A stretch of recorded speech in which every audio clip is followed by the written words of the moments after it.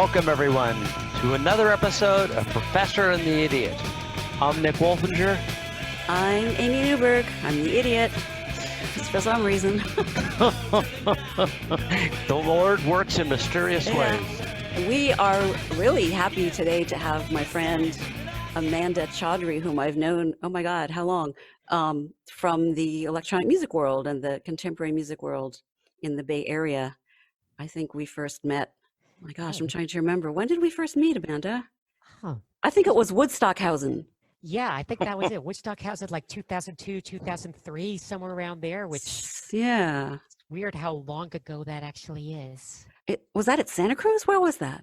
That was in Santa Cruz. This was when it was at UCSC. It had already grown too big for the backyard. So That's a music festival, right? Yeah. Yes. Yes, and it's an outdoor music festival. Had you studied there at Santa Cruz? I was not at Santa Cruz, but I got to know people who were connected to that through EMU Systems, where I had just started the job the year before. Oh, you worked at EMU. Yes. Wait, you worked on a large bird? Okay, yeah, we're going to get possibly geeky here, and we will try to ungeek things as we go.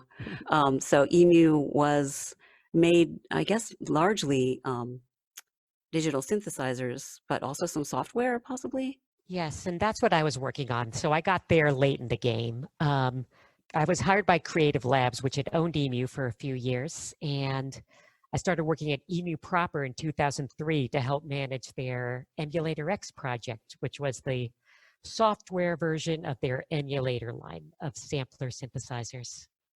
Some people listening may not know any of this, and so synthesizers are for making music? Correct. Yes, Okay. Music synthesizers, sound synthesizers. But EMU specifically was known for one of the earliest companies to make samplers, and that is actually recording acoustic sounds and then being able to store little bits of them in the machine, and then you could press notes on a keyboard and generate those sounds. Is your background in engineering, Amanda? I have actually a dual background at the same time, both engineering and music. So in fact, my undergrad degrees were music and computer science.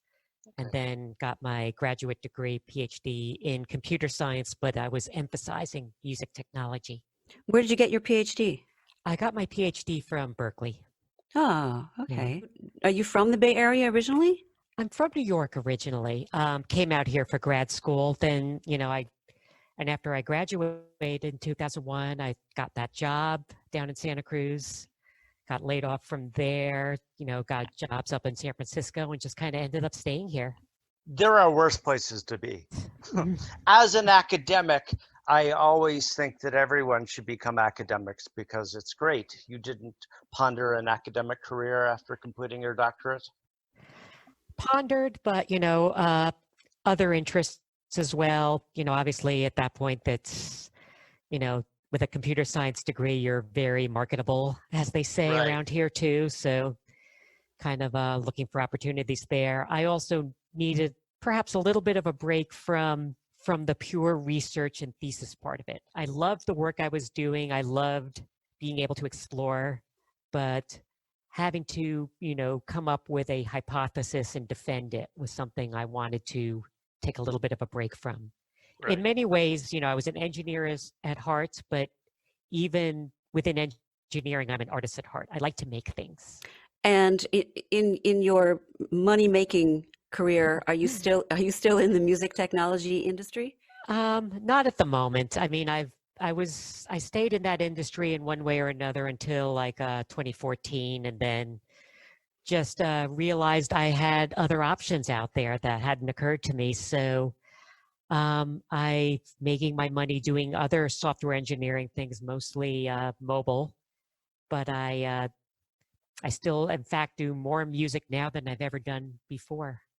Yeah, this is a really good area for doing electronic music, partly because there are so many people in technology, because there are so many technology companies, but also because there's so many schools out here that were among the first to have really great electronic music programs.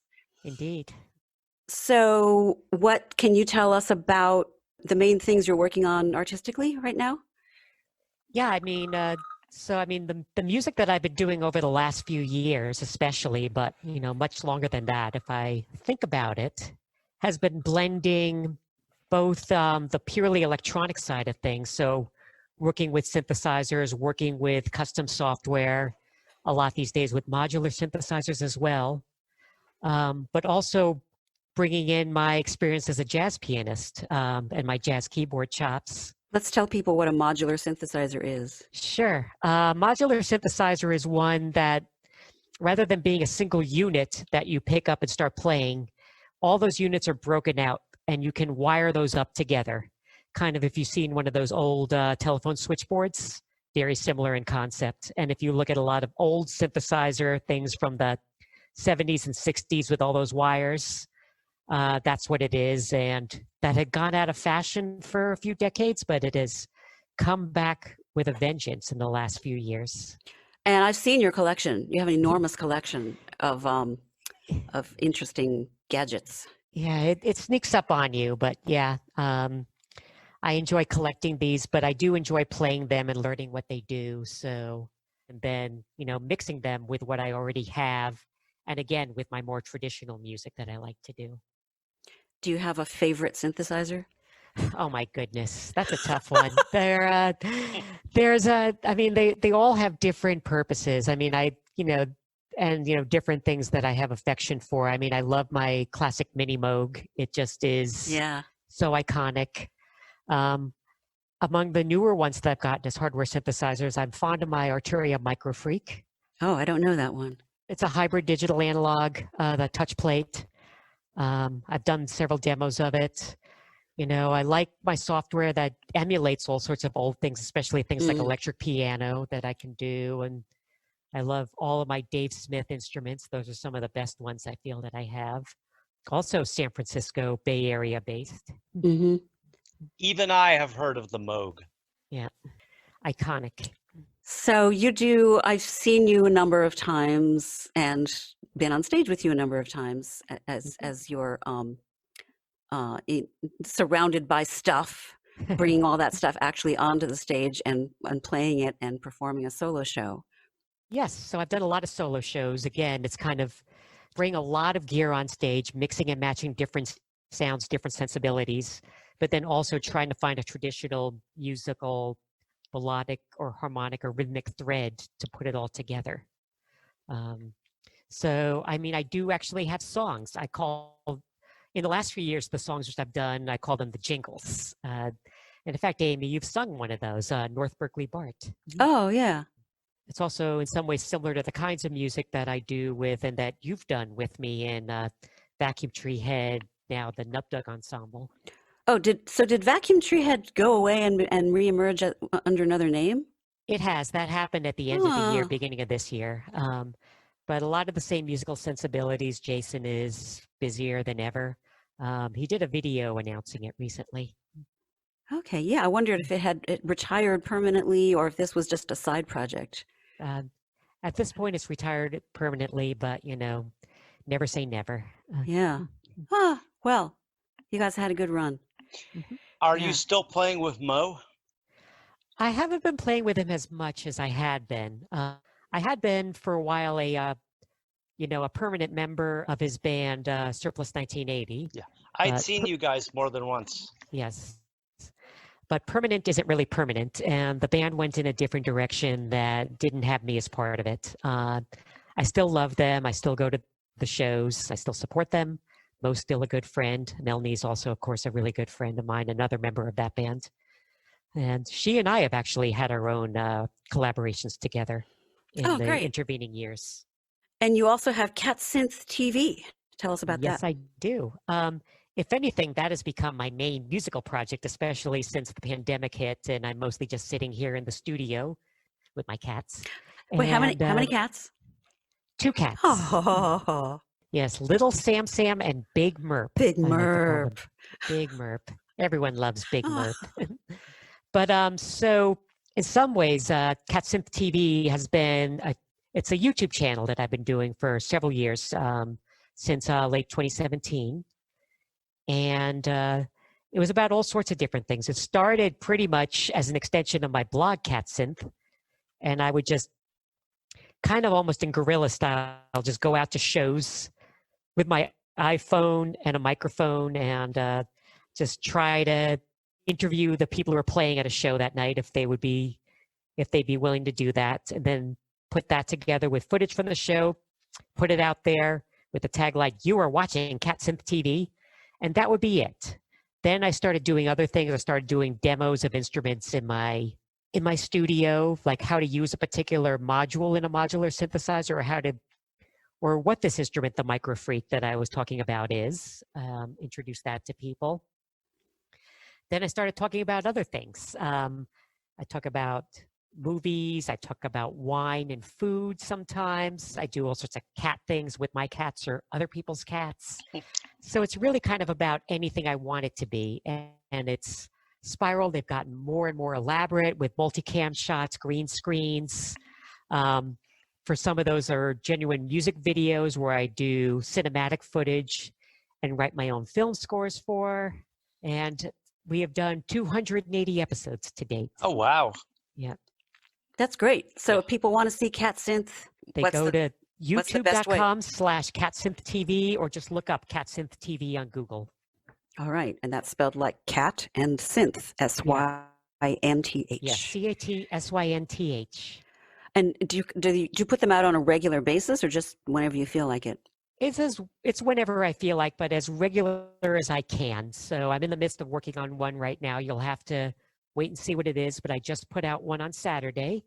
That one was me driving the length of Interstate 280 here in the Bay Area from San Francisco to San Jose, sped up with 3 different pieces of music that I created in the background. One is one I actually played at that Woodstock house and where we met. Oh, wow. So Blast from the Past with there, but 2 brand new things. Collaborations I've been doing with the drummer G. Calvin Weston out of Philadelphia, who is interesting connection. He played with Ornette Coleman's Primetime back in the 70s and 80s. And then with the Lounge Lizards. So it's kind of great to have him as a musical collaborator now and a friend as well. And how are you collaborating during COVID time? With back and forth tracks. These particular ones are ones that he sent the drums first and I have been laying things on top of it. But he has also been doing some of the other things. In fact, for this new incarnation of Vacuum Tree Head Nub Dug Ensemble, he has been adding drums to some existing tracks that primarily Jason Berry, the founder, has been working on and composed, and that we've worked out in the studio here. And that, he sends over there and he puts drums onto it. Is that your Jason? That's my Jason, yes. Jason Berry. I shouldn't really claim him, certainly not on a podcast. No person can claim another person. No. But he is my partner. We love each other and we love our cats. And, of course, he and Amy have been friends for years and years. In fact, I first met him at the sort of the rebirth show for Vacuum Tree Head that Amy and he and Michael De La Cuesta and many others were playing at. Oh, I didn't know that. That Surplus was playing at. That's how I was there too. So Surplus played after them on that bill. And are you finding that this time when we can no longer be on stage live is forcing you to be more creative within limitations and making you make all kinds of art you wouldn't have thought of otherwise, and therefore you're enjoying this? Or are you really missing getting out and playing live and feeling trapped? And what's your general feeling about being an artist right now? Yeah, I mean, for me, I'm enjoying this. I'm mostly focused on Cat Synth TV.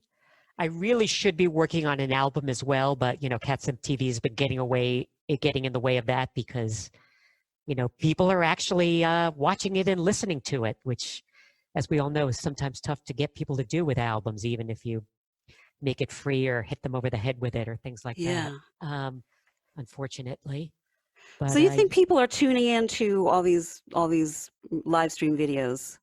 It's hard to say. I mean, I know they're tuning into the YouTube channel. Yeah. Some of the live streams I've done, I've seen people tune in. I have a live stream coming up this weekend. It's the originally it was supposed to be a festival out in Wonder Valley, but it's in Zoom instead now.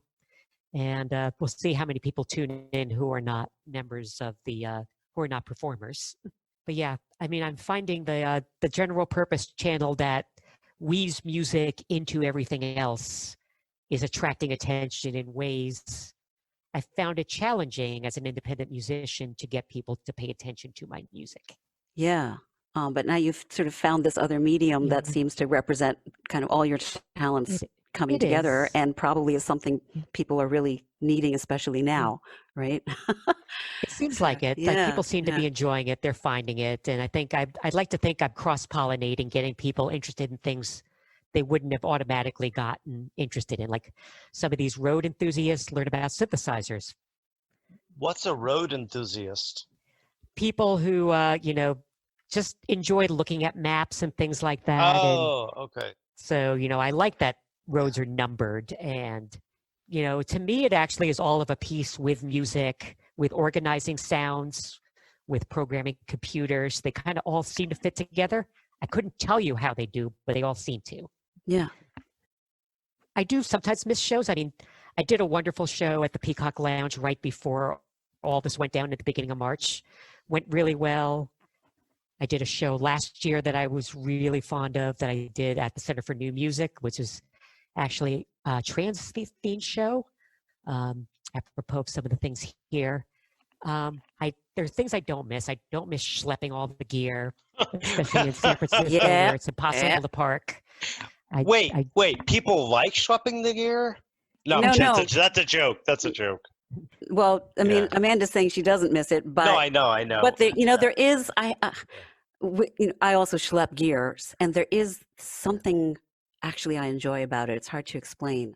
I feel like it's a part of the entire experience of being an electronic musician is like all the trappings around it that are so physical, and so meticulous. The plugging things into things, the setting things up exactly right, the lifting and hoisting and having to work within like this time limit of the hour you get before you get to be on stage, and everything has to be perfect. And to me, all of that is kind of wrapped up in the whole experience of form of electronic music. And there is something I miss about that ritual and that using of my body. I mean, I'm just using my body a lot less, Yeah. There definitely is some of that. I think part of the challenge for me specifically was because I was a pianist, I was always schlepping around that big 76 key weighted keyboard. So that was more of my body than I wanted to use. That was my take, Amanda. My music days are mostly behind me, but I remember going to shows, and Rich, the bass player, had a cabinet that was 5 feet tall, and your fingers, were always getting pinched, and your car was getting ruined trying to stuff this enormous piece of equipment in. So more of my body definitely than I'd care to use. Yeah. Whereas because so much of the music I'm doing right now involves, playing piano style keyboard, it's still very embodied. It's not sitting behind a laptop. And so I still get to use my body, at least my upper body in that way. And lower body, I have my exercise bike for. So since you mentioned trans, shall we segue into that part of the discussion? Sure.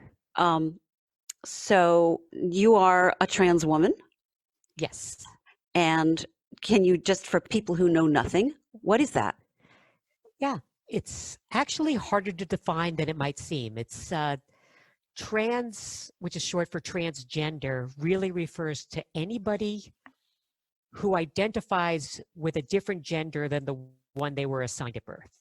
So very often that's talking within the gender binary. It's someone who was assigned male at birth and identifies as female, which would be my case.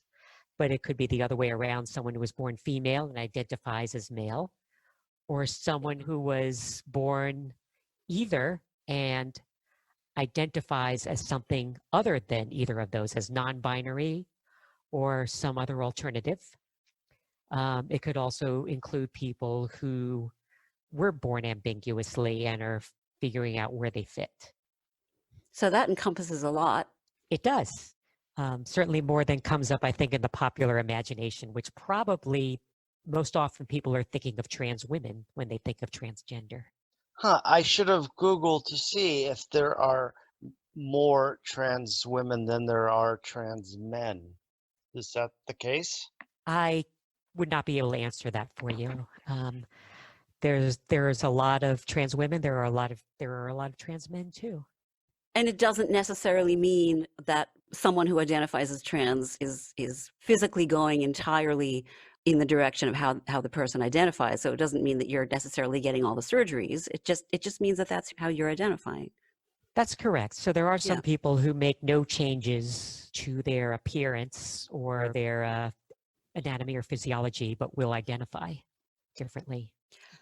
And I saw you recently involved in a discussion at the Center for New Music around LGBTQ issues in contemporary music. And it was interesting that we are having these discussions, especially in the Bay Area, where it just kind of seems like anything goes, that we still feel the need to find spaces for people who do not identify as just plain normal. I was in a similar discussion a little over a year ago, I guess, about women in modern music. So yeah, a lot of it sounded familiar, that the same kind of wide range of whether or not we need to make a space for people who are different, or whether it's more important just to integrate people who are different and not point out that they're different. So what was the gist of that discussion? What were some of the things that you talked about? Yeah, so, and it's interesting that you bring up the subject of women too, because as much as I identify as trans, I identify as a woman, and I have been very welcomed into spaces with women, and I have also found, if anything, that has been more of the thing that I've celebrated, and also the challenge that I've had is just realizing, oh my God, I'm the only woman in the room. Many, many times. Yep, I've had that. Yep. Is that in music or some other space that tends to be more heavily male? Yes, and yes, and yes. Yeah, so definitely in music, especially new music or electronic music or synthesizers, I find that. It's amazing the number of times when I say I'm playing in a band today, people initially ask, "Are you the singer?" There's nothing wrong with being a singer. No, but it is a funny assumption to make that, yeah, because you're a woman, you must be the singer. And I can't sing a note for my life, so so it's just kind of funny that people say that immediately. I mean, it's, yes, I present, as the flashy, attractive woman in front of the band, but I don't sing. And but yeah, so there's that, and obviously in the world of tech, software engineering.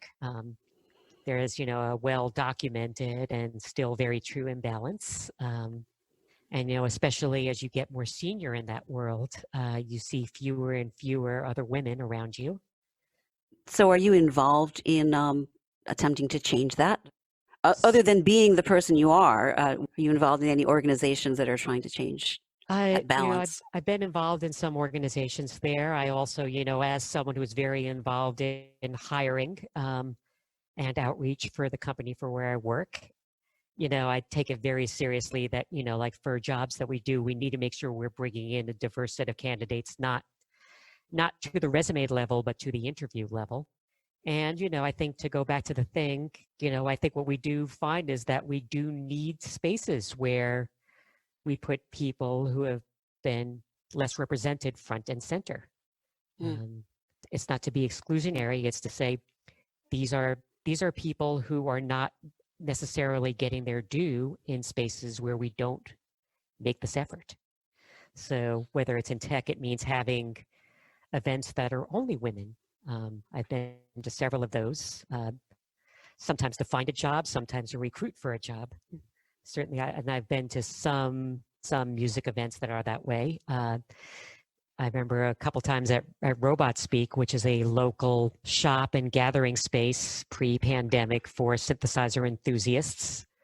It does tend to skew male, wonderful people, but but we did set up some shows which were just women playing. And, I made some wonderful friends through that I may not have otherwise made. And I think we do try to meet each other and find each other and, and support one another. And that was one of the gists at this talk about queer representation too. I think one thing that's complicated when we talk about queer representation is that it is such an umbrella term that encompasses so many different people with so many different experiences and so many different privileges or challenges. If you're a white gay man, you may have different challenges from a trans woman of color, for example. Yeah, that was going to be one of my questions actually about that discussion, is that, I mean, one of the fun things about it was just the huge variety of people who were involved. But it almost seems to me, I mean, as a person in the arts, starting from going to arts camp as a teenager and being surrounded by gay guys and being friends with gay people in the arts all my life, that's like, if you're in the arts, you're surrounded by gay people. That's just life. It feels to me like there's no surprise there. And does there need to be a separate space for like a gay guy in the arts? But for a trans woman, or especially maybe a trans people of color who have yet another identifying factor that's a challenge for them, perhaps their needs are really different from those of just, a gay guy in the arts. So it almost felt like subgroups would have been interesting in that discussion to figure out, what are the needs of this group and what are the needs of that group. I have now several things I want to ask about, but one comment going back, I think that dovetails with what you're saying, Amy, and having viewed the video of that discussion that I couldn't agree more, is how fucking glad I am that I'm in the Bay Area, where there is just more cultural liberalism and acceptance of people who aren't who aren't straight, who aren't cisgendered. And that's something, most of the panelists pointed out. Right. Do we live in a bubble? I mean, this discussion needs to be had, but sometimes it feels like, aren't we done with this in the Bay Area? You know what I mean? Let's bring it out to the larger world. We do live in a bubble. I would agree with that. I think New York is part of my bubble. I love going back there. I feel welcome there. I play there quite a bit too. I feel like when I'm there, the same privilege of being in that bubble and the same challenges that were described in this talk would still be there as well. So, I think an additional thing for me, and I think a couple of the other panelists brought it up too, is I tend to move in these spaces primarily as a woman more than as a trans person. And so I don't necessarily think about all the other different identities. Yes, I think like Amy suggested, I find myself a woman surrounded by gay people, mostly men, in a variety of artistic spaces. Although even if I think about some of the scenes that call themselves Bay Area New Music, and it's really multiple scenes, is there a large gay male representation in that scene? It feels very straight and male, although I honestly haven't asked everybody. That's interesting. Do you think that you're identifying as a woman, is that a personal choice of yours? That's the aspect of yourself that you want people to notice the most, as opposed to being a trans woman? Have you made that choice? Is that a choice that you are able to make? It's a choice I've made. It's a choice I'm able to make. And I think it's what I was looking for. There wasn't a point where I would be saying, I am trans as much as I am a woman. That being said, there was a point where I was saying I am LGBTQ. And that's why things like the festival we discussed in the talk and the talk itself, were very welcoming to me. It was being part of this larger set of communities that fall under this umbrella. And I felt like I was a woman who happened to be trans in that larger community. I think one interesting way to answer that question is to ask it of you, Amy, and you can ask it to me too. Did you feel you had the space to choose to emphasize your womanhood? Was that a choice? Well, I didn't necessarily have multiple things to choose to emphasize, whereas Amanda does. Right. And I mean, part of it is just, I hate to say it, but like, how well do you pass? You know what I mean? I look like a woman, I'm treated like a woman. So I guess the way I've dealt mostly with being a woman in electronic music is not to pay all that much attention to it and just make electronic music and hope that the statement has been made. I mean, I agree with all of that. I mean, I have the fate or privilege to look like a woman and therefore be treated like a woman and make the music that I make. And largely, I have felt welcomed by everyone and largely welcomed in many of the communities I inhabit. But, you know, I do notice my differences, and I don't always want those differences to be the most important thing about me in any space. Exactly. Yeah. Yeah. I mean, Yeah. basically, all of us Yeah. in this world of new music Yeah. get into it because we love it. And we want people to like our music. We're not really all that interested in what people think of us as women or trans women or what, you know, we just kind of want people to come to our Yeah. show that enjoy our music. And Yeah, I never want, you know, say being trans or even being a woman to be the most important thing about me when I play or even when I do Cat Sims TV. I mean, I do that. I appear as myself. People know that this is a show hosted by a woman, but I think they are there because they like the content of the show, the topics being discussed and the way they are presented visually and sonically, and not because it's a woman hosting a show on YouTube. And in the whole world of the experimental arts, I mean, it is by nature inclusive. I mean, sort of the whole idea of experimentation is to try something new and see how it goes. So that, of course, attracts people who think outside of the box in all different regards.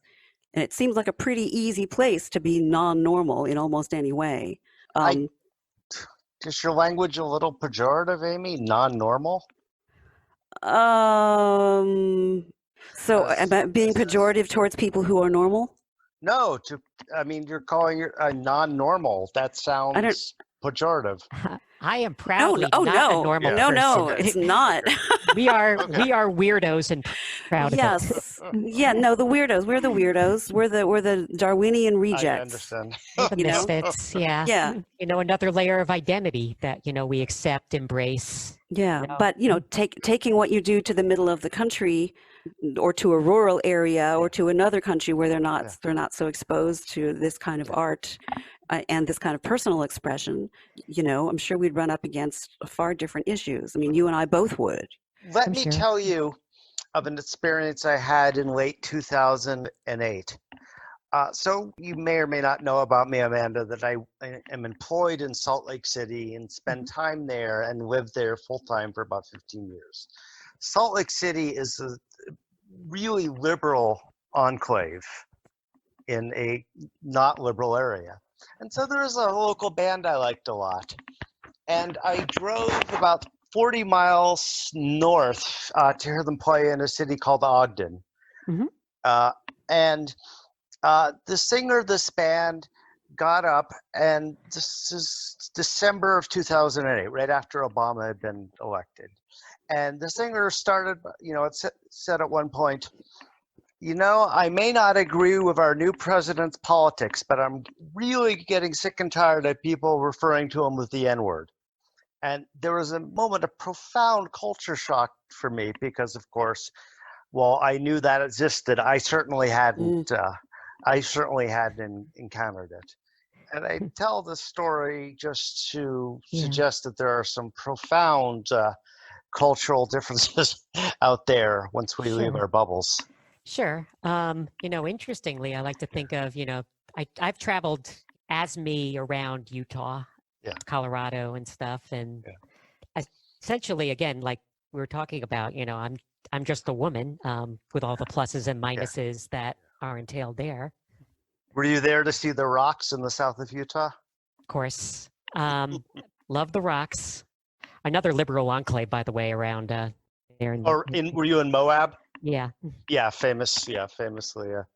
But, you know, anywhere I go just to stop was not a big deal. Not that I interact with a lot of people. I'm Sure. I'm a bit of an introvert. Yeah, I mean, all these issues about sort of the rest of the world that Mm. we are not exposed to, they came up, also in that discussion at Center for New Music Yeah. about women in the arts, because, I sort of feel like in my own privileged world, how I grew up and where I live, I don't feel like I need to talk about being a woman in the arts anymore. And then I have to remind myself that there are places in the world where women aren't allowed to make music. They're not allowed to study music. They're not allowed to study at all. They're not allowed to go to school. Yeah. So we really need to think beyond our bubbles about changing the rest of the world, which Well, still has a long way to go. do we want to change the rest of the world? I remember George Bush tried that and it didn't work out too well. Oh, there's probably better ways to go about Yeah. it. Yeah. I mean, there may be even places closer to home that we can think about that, based on your economic backgrounds, other parts of your history. You may be a woman who hasn't had the same access to musical opportunities that Amy and I have had. Yes, or the same access to food for that matter. True. Which is, a burgeoning crisis in America at this time. Yes, as my cats remind me, food is very important. They'll probably remind me about that in about an hour. I mean, have you But seen but even in California, getting arts into the schools after Prop 13 was passed in the 70s. Yep. My friends who grew up in California said one year there was band and there was after school musical theater practice, and then the next year all that stuff was gone. Yeah, which is always weird. I mean, I did my public school years through high school in New York, so with a lot of funding for music and the arts, and didn't realize until I got here, like how different that would be in California. So you had a list of questions, Nick? Oh, yeah. I have so many questions about everything. I'll do my best with the everything. Is there a God? And if so, why does he let kitty cats suffer? Oh. There is no God, and that's my proof. Is J.K. Rowling a transphobe? Says a lot of things that are transphobic. Yeah. I don't know what's in her heart. I really don't care. But she has said some pretty offensive things. The thing that she said that I had trouble with in particular was the bit about safety in bathrooms. Yeah. Yeah. I wish that trope would just go away because there's nothing about it that's true. Yeah, totally. I think that speaks to her background as a domestic violence survivor, that she's preoccupied with safety. Well, safety is important. Yeah. A lot of people, including many trans women, have been victims of domestic violence, sexual abuse, sexual assault. Certainly things not to be taken lightly, but the instinct there should not be to fear people of different gender identities in the same bathroom. Yeah, I couldn't agree more about the bathrooms. It's just the most fucking ridiculous and offensive thing. What language do you prefer, Amanda? Transitioning or affirming?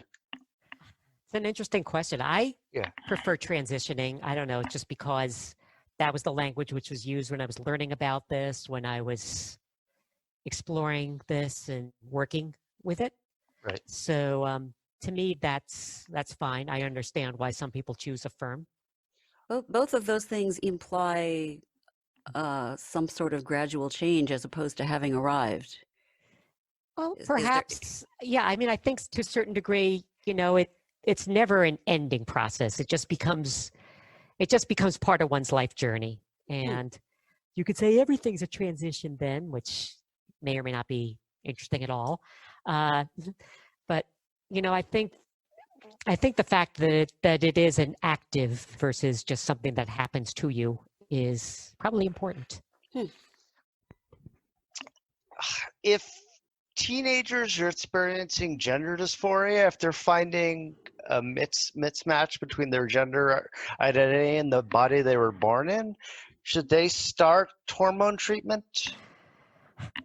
I'm not a doctor to say they should do one treatment or another. Right. I would just give the blanket, they should seek support, seek treatment for it. What tools you use for that? Definitely, I think treating gender dysphoria early is good. It's not a pleasant thing to live with. And just as you wouldn't just let anyone just say, wait until you're older to deal with any other unpleasant medical, mental, or physical condition, I think gender dysphoria should be the same way. So yes, teens should be able to seek out treatment, of which hormone therapy is a particularly effective one. Is there a spectrum of gender? This is something, how do people, if there's a spectrum of gender, how do people who are non-binary, gender fluid fit in? I think I don't understand well the claim of being non-binary the way I understand other questions of identity and sexual orientation. Yeah. I'm not sure I'm going to be able to answer that one, so. That's interesting. What's the part you don't understand? I'm just curious. Like, you don't understand how someone chooses where along that spectrum to be? No, how someone would choose to be neither male nor female. I just know that they do. I don't know how that happens. I think it's no different than, for them, it's no different than us choosing or affirming or accepting or changing who we are. They're just choosing something different. And it's not by experience, so it's hard for me to talk about it from their point of view, obviously. Fair enough. Yeah. I say that just because there are, for other people who identify as cis man, cis woman, trans woman, there are strong both biological and social road signs along the way that would help, that help and reaffirm that part of identity, right? But but so many of those expect you to look, behave, and sound in a way that does not naturally feel right for you. So it seems to me that it's if you're a young person who's exploring all of that and trying to figure out how you fit in, that these options must be very freeing. Like, I could almost imagine as a young person myself having explored the option of not being entirely female, because there are things about me that are a little bit more on the male side, right? Right. So maybe if I'd had the opportunity to look at it differently as more of a fluid thing, I might have felt less pressure.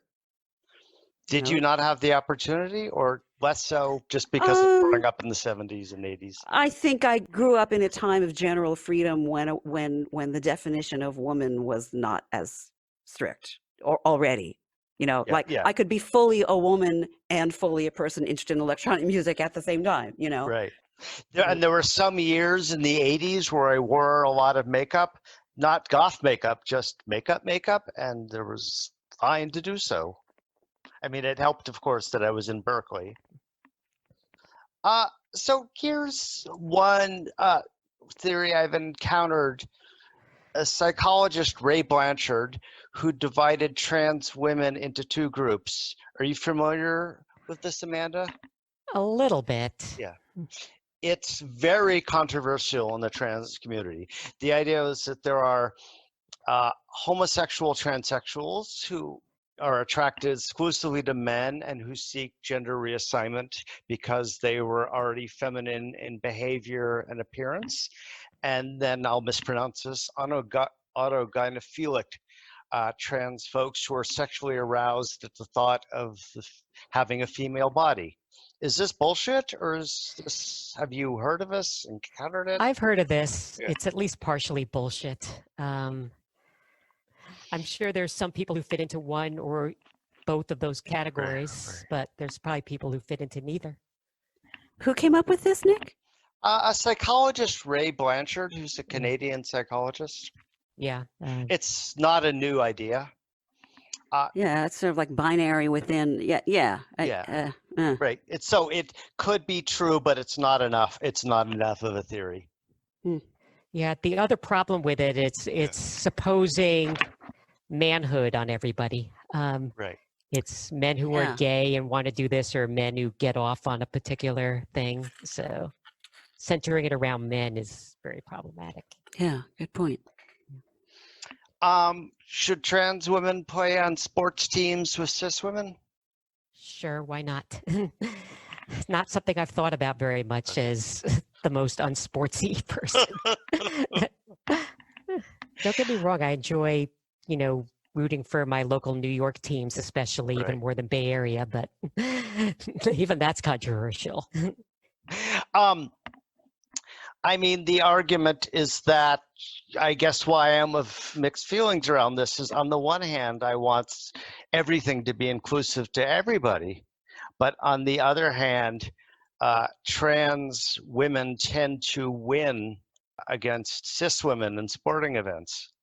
So there are people who feel, I think this is part of what J.K. Rowling was saying, is she felt that her status as her identity as a woman was being threatened, which probably says more about J.K. Rowling. Wait, why was her status as a woman being threatened? So she originally entered these arguments because she was tweeting a British article about women, and the article went to some pains to not use the word woman and instead say people with uteruses. And so she observed this was part of a trend and thought this was, if they couldn't even speak to women's issues, then, there was some part of public discourse around gender that was undermining her identity as a woman.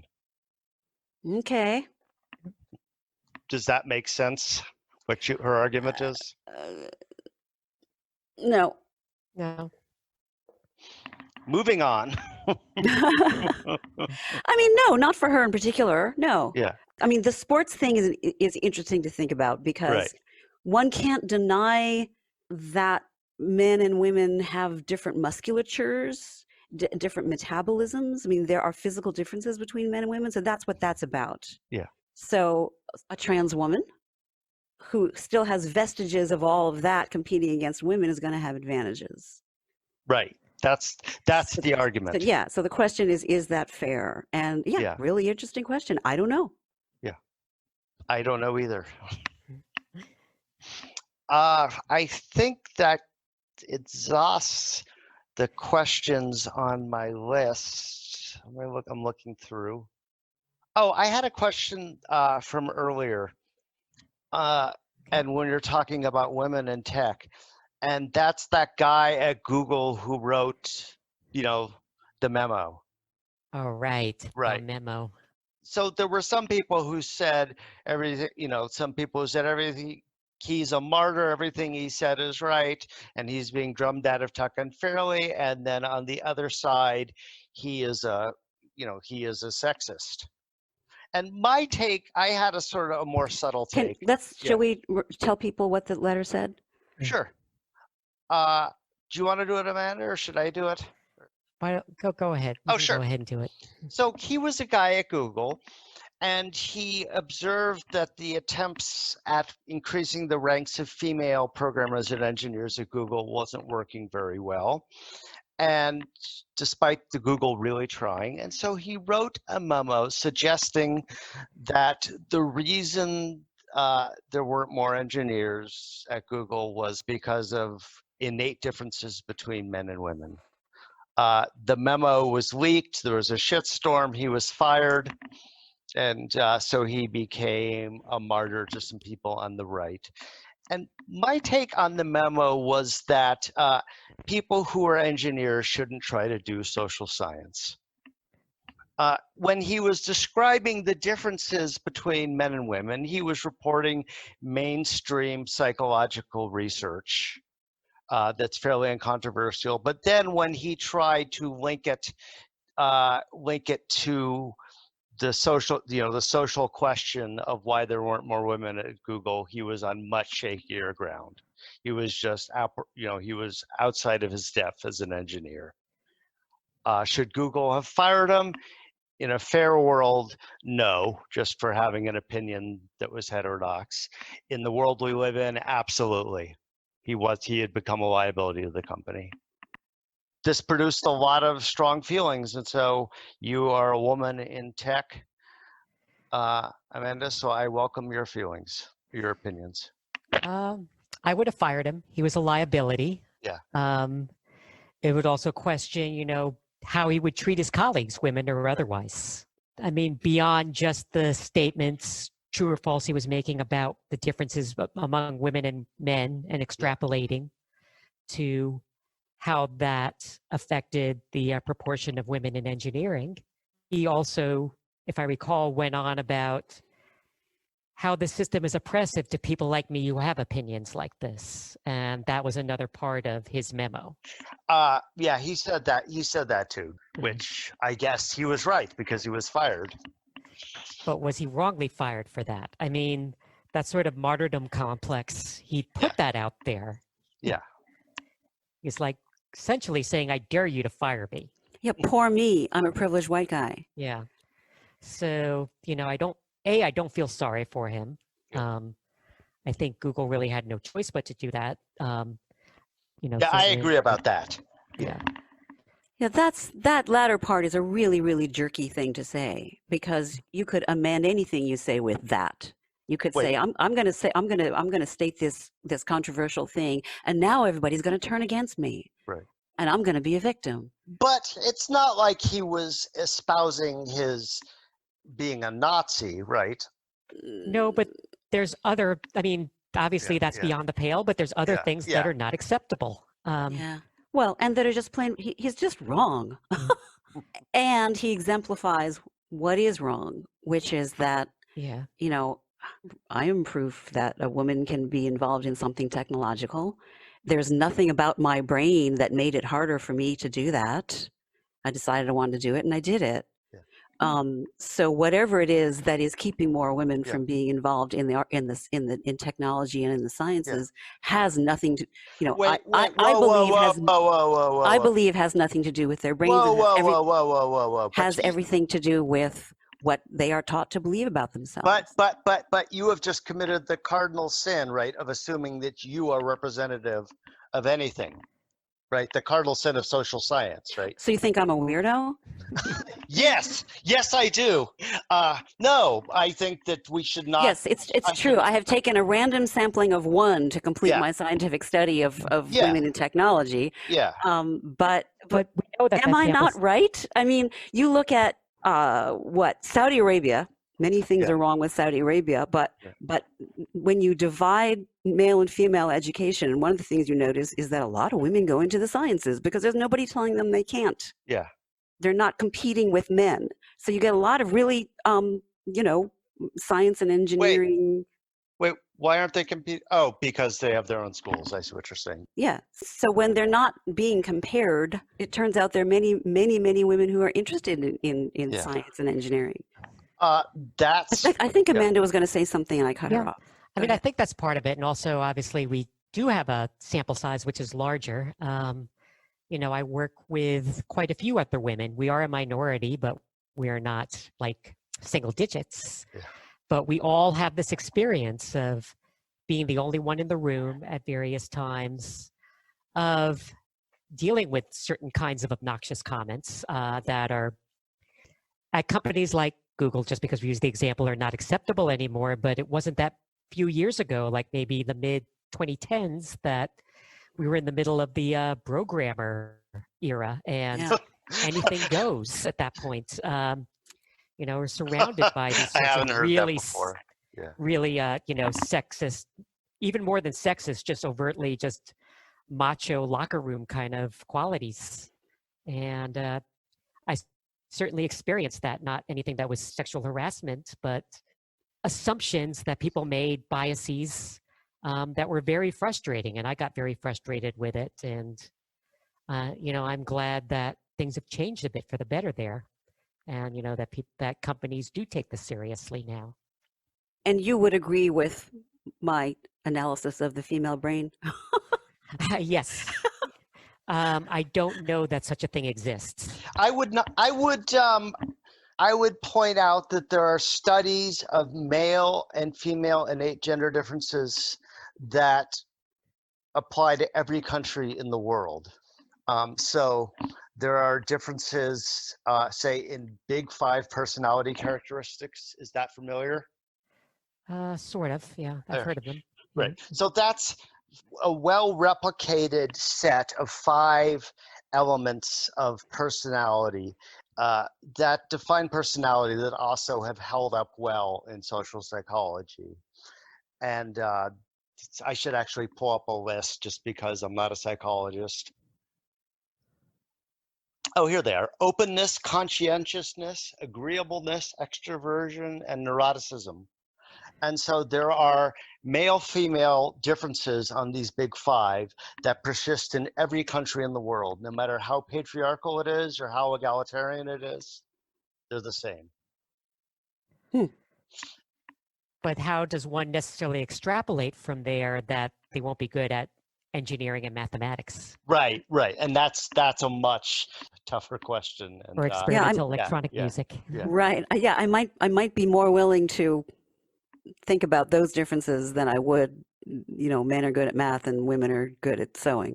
Yeah. And I would certainly flatly reject that being good at one of those categories would make you good or bad at math. Like, if you're too empathetic, you can't do mathematics. That's it seems like a totally separate thing. Yeah. Right.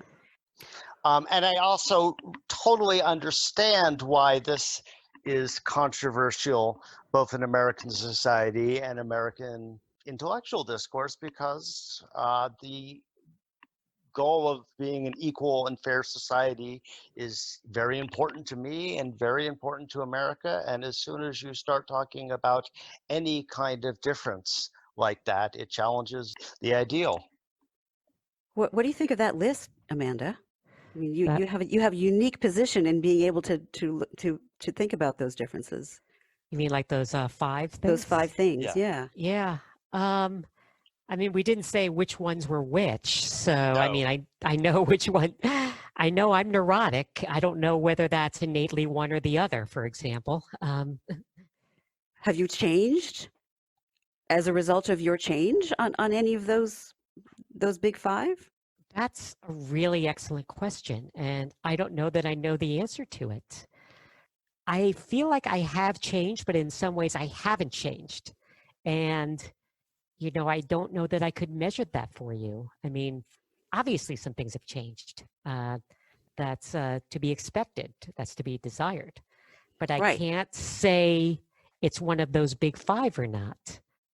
Or perhaps they came first and they inspired the change. Yeah, I think where I was going is that I don't think there's that much change there. I think if there is an identifiable male-female pattern among those, I probably would have, in a blind test, shown up more like a female member of that. But again, it's interesting to think of one as a controlled experiment, also kind of disturbing. Yeah, a lot of, what's the word? Cause and effect confusion there, I should think. Right.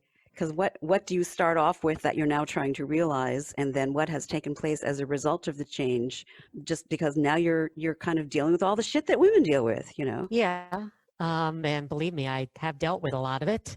Yeah. But yeah, I mean, it's hard. I mean, clearly there was something there to affirm that identity, and like how much was chemical, physiological, social.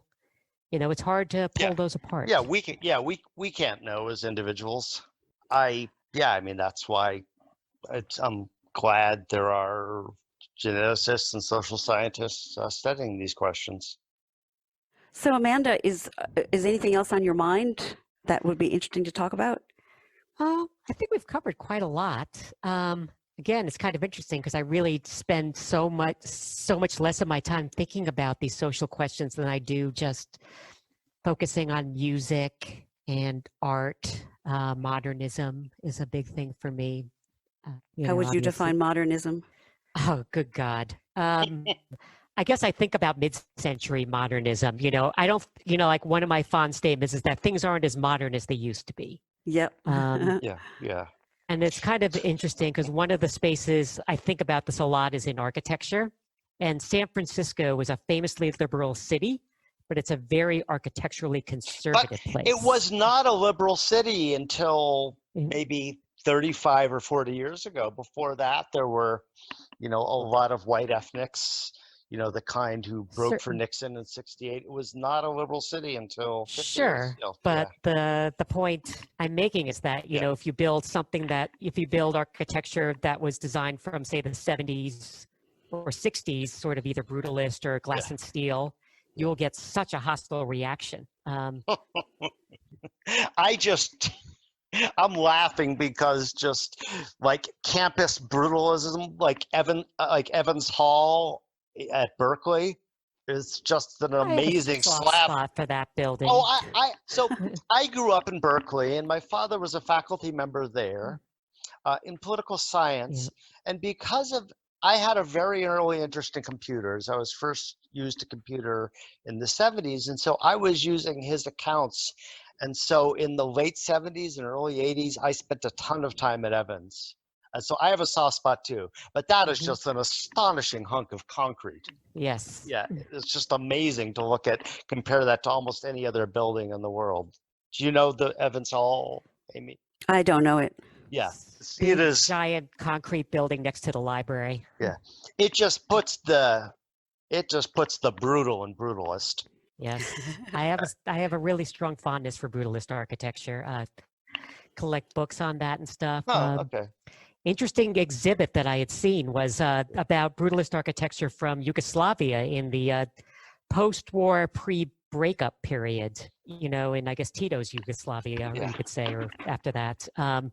That it was to create a new identity, a new thing, that transcended history, and it's just gorgeous. Much of it is still there.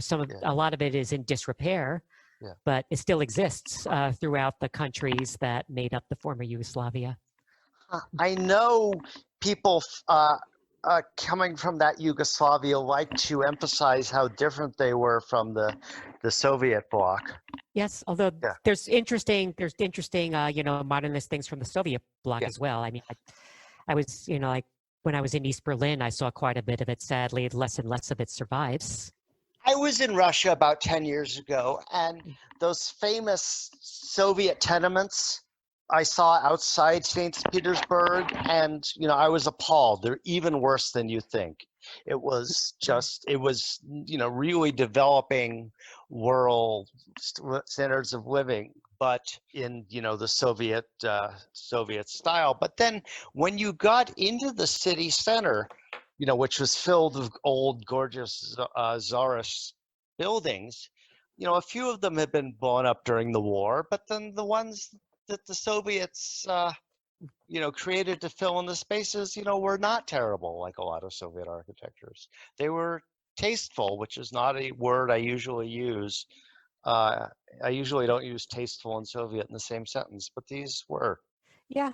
I mean, there's also like the late 1960s, early 1970s superblock concept, which, people have different feelings about. But the ideas of the big sort of buildings that are well proportioned with the very minimalist courtyards and what around them, and very minimalist sculptures.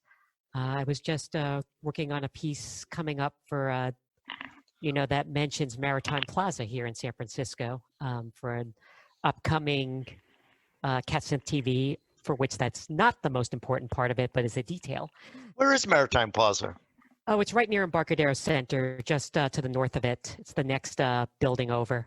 Oh, okay. Really interesting place where these walkways going over the street, then it goes into an apartment complex. Again, they all look like they're from around the period around 1970. Okay. Is that the kind of building that they used when they filmed the science fiction of the period, like Logan's Run? Yes, it would be that type of thing. And I'm fond of that sort of look. I've got a soft spot for that. I have a soft spot for 1960s fashion, design, interior, all that sort of stuff. And to me, that goes with music. It goes with engineering. Again, I like to think of all these things as being interrelated. Yeah, it's an interesting choice we make as artists whether or not to include sort of the presentation of ourselves and Mhm. our surroundings into what we do as artists. Yeah. And I think artistic people are more likely to do all of that. Like we kind of see all of the world as a big art project that we sculpt into our own way we want to see it, Indeed. But I do observe you as someone who's really gone to a really kind of fun extent with that, where the clothes you wear and the way you present yourself and just how you are in the world is all an extension of your artistic sensibilities. Very I much w- so. I Yes. will offer the negative case. As a non-artist, I do nothing of the sort. I see my interest in jujitsu as having very little to do with my interest in the history of the Soviet Union, for example. Yeah, I guess that is an artistic sensibility. Definitely, Yeah. the way I present myself, it shows the way I move, the way I dress, the way I position myself with my instruments, as much as I can do so outside of the practicality. As Amy suggested, very, very important to me. And that does speak back to architecture, that speaks to interior design, that speaks to other aspects of visual art. And music is a very visual experience for me, whether it's in the studio or on stage. I can kind of see it that way. I think of it that way. Yeah, there's the sort of synesthetic aspect of music. To me, there's always some visual component in your head when listening to music, but then there's also the full sense around presentation Mhm. of a piece of music, which I think is never to be separated from the music itself. To me, that whole, from the moment that people enter a space until they leave, every moment of that experience informs how they feel about the music. So Mhm. everything is equally important. What are the seats like, the temperature of the room, Yeah. how well is the program put together, who else is there, what are the acoustics like, what am I wearing, what are you wearing, I mean, I love that aspect of performing, and I guess that is something that I do miss. Yeah, I love that too. I do miss that as well. And I'm certainly trying to find ways to include that in this virtual world that we're doing. Like, I haven't done a lot of live stream shows. I will be doing that one this weekend. And part of what's important to me is to think about, okay, I'm not just going to sit in front of a webcam and play. How I light the space, where I place multiple cameras, how I dress, where the instruments are, almost as if it was a stage presence, Mhm. is something I want to do. I want to bring that integral experience as much as I can into a place where I don't have to hunt for parking and carry something up a giant flight of stairs. And of course, with CatSynth TV, it is also very integral, thinking about architecture, film, synthesizer technology, music making, cats, wine. It is all of a piece. It is kind of this one artistic whole. Well, I'm really inspired. I'm definitely going to check out more CatSynth because I love this idea of sort of integrating all of you and all of your interests into your art form, and that during this time that may be something I could explore as well. So thank you. If only I doing could that. do that. Jealous of you two. So glad to be an inspiration, and vice versa. All right. Well, great, Amanda. Is Yeah. there anything else that we Yeah. I want to think talk we've about? covered a lot. I've really enjoyed this. Thank you. Great. Thank you for having me. Yeah, you. thanks. That was great. And happy pandemic. me. Happy pandemic. Yeah, Amy, it was good to hear your voice again. Yeah, good to hear yours. I hope to see you soon. Hope to see you soon. Yeah. Take care. All right, you too. All right. All right. Bye. Bye. Bye. Thanks for listening to The Professor and the Idiot. If you like what you heard, go to Apple Podcasts and give us a good rating. Your positive feedback completes us.